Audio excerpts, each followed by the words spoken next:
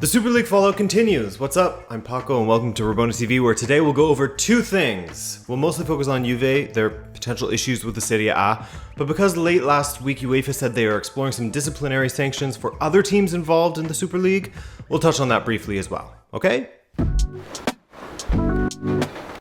The bad boys, Real Madrid, Juventus, and Barcelona are all facing potential sanctions from Uefa thanks to them not officially abandoning the Super League. On Friday, May 7th, 2021, Uefa announced that they had, quote, approved reintegration measures for 9 clubs involved in the so-called Super League. Those 9 clubs are the rest of them, barring Barcelona, Real Madrid, and Juve. And according to UEFA, they have accepted a few terms and punishments, if you will, which were subject to their reintegration into the UEFA competitions. A few of which were as follows. Each club unreservedly acknowledges and accepts the binding nature of the UEFA statutes, will rejoin the European Club Association, which is the only representative body for clubs that UEFA recognizes, will take all steps within their power with a view to terminate their involvement in the company established to form and operate the Super League and cease any existing related legal actions. As a gesture of goodwill and together with the other clubs, will make a donation totaling an aggregate of 15 million euros to be used for the benefit of children, youth, and grassroots football in local communities across Europe, including the UK. Will be subject to the withholding of 5% of the revenues they would have received from UEFA club competitions for one season, which will be redistributed. Now, Florentino Perez has consistently pushed the notion that all of the Super League teams are protected from any sort of UEFA or FIFA punishment via the Madrid courts, as they would claim that UEFA and FIFA have an illegal monopoly. That seems to be the reason why Agnelli and Perez are continuing on, while Barcelona seem like they have a bit of a softer stance in comparison.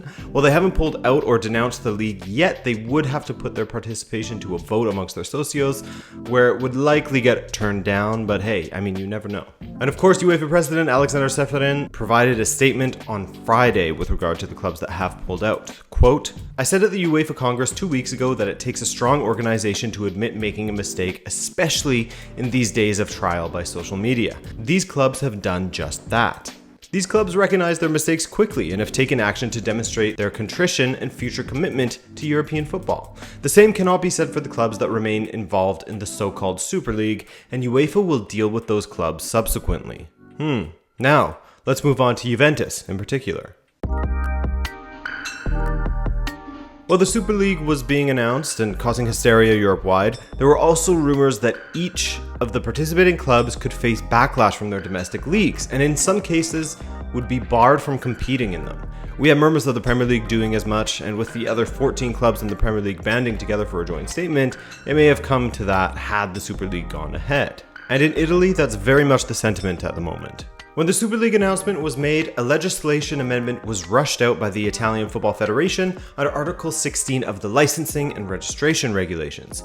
The amendment ensured that any Serie A sides that try to join any sort of breakaway leagues that are not recognized by UEFA or FIFA, such as the Super League, will forfeit their registration within their domestic league, the Serie A. Inter and AC Milan both withdrew, while Juventus' statement following the collapse of the Super League said, quote, in this context, while Juventus remains convinced of the soundness of the project's sport, commercial, and legal premises, it believes that at present there are limited chances that the project be completed in the form originally conceived. Juve, via Agnelli, are clearly still believers in this project, and so when the president of the Italian Football Association, Gabriele Gravina, was asked about Juve in particular on May 9th, 2021, in light of the new amendment, he said, quote, the rules are clear.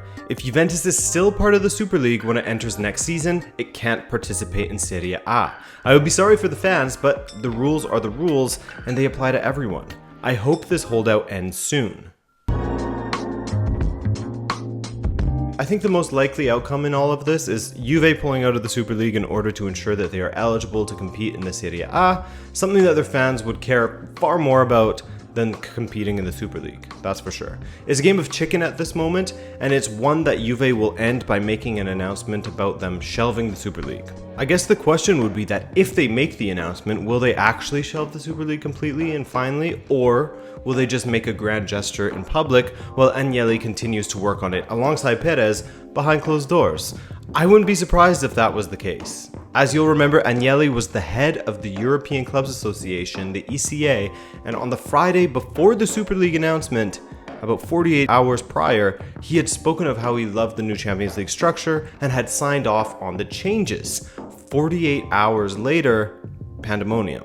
Now, of course, the reason why I'm so confident that Juve will pull out of the Super League, especially after these threats, is because, well, there's way more to lose by staying in the league that doesn't really exist versus saying you are pulling out, even if you aren't, and continuing to play domestically and in the Uefa competitions. I guess the one problem there is that Juve may find themselves in the Europa League next season thanks to the disaster that has been the management of that club, starting with Agnelli and trickling down. There really is a world where they will be playing in the Europa League next season, and that could be one of the reasons why they have this standoff at the moment. They know that if they were to drop down, their finances would be in trouble. Players would want to leave, and they would be a relatively unattractive option for new signings, in comparison to what they were, at least. Thus, the apprehension to give up on the Super League dream. Plenty of clubs would have had a bailout, so to speak, just for signing up for the Super League. Inter Milan was one of them, Barcelona another. I mean, they all could have used this cash thanks to their mismanagement and the effects of the pandemic. But anyway, I personally feel that Juve will eventually make an announcement that they are dropping the Super League. Whether they are being honest or not about it is, of course, another question. But I ultimately think that they will do it to ensure that they have the Serie A to play in next season. No football is much, much worse. And that's their choice. Don't play in Uefa and Italy while hoping for a Super League miracle, or drop the Super League and keep on playing. What do you guys think will happen? Be sure to let me know in the comments. Drop a like if you learned something new in this video. And I hope to see you in another video later this week. I'm Paco. Ciao.